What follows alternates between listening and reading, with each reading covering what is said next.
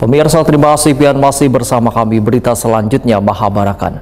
Hasil rapat Badan Musyawarah 45 anggota DPRD Banjarmasin akan melaksanakan reses pertama selawas 3 hari, mulai dari 20 sampai 22 Oktober 2024. Ketua DPRD Banjarmasin memadahkan akan melaksanakan kegiatan reses di 3 lokasi, yaitu di Kelurahan Alalak Selatan, Sungai Jingah, Wan Antasan Kecil Timur, Banjarmasin Utara. Hasil rapat Badan Musyawarah 45 anggota DPRD Banjarmasin akan melaksanakan reses pertama selawas 3 hari mulai dari 20 sampai 22 Oktober 2024.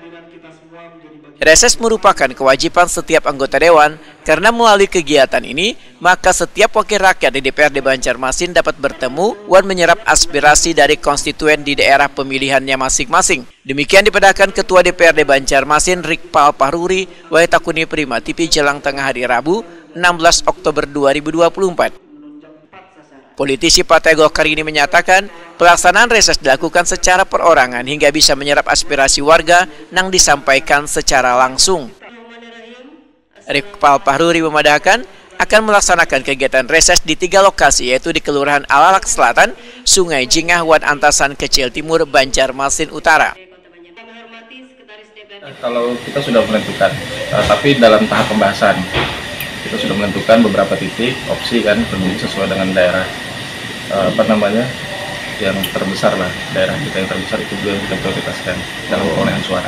Di antaranya Pak bisa pian sebutkan apa dari 3 itu? 3 itu tempatnya adalah daerah Alalak Selatan, kemudian Sungai Jingah, dan satunya lagi AKT. Kenapa memilih wilayah tersebut Pak, selain Mas Sapian memang banyak di sana? Ya memang itu janji kampanye kita dari awal, siapa yang jumlah DPR terbanyak tentu kita disebut lebih dahulu untuk melakukan reses. Nah, kalau misalnya dari yang penyiapan itu mungkin kan sudah bisa memetakan apa sih yang bakalan mereka inginkan di situ. Ya nanti kan kita dengar lagi sana ya. Tentunya kita juga nanti tidak sendiri, perlu membawa rekan-rekan yang nanti akan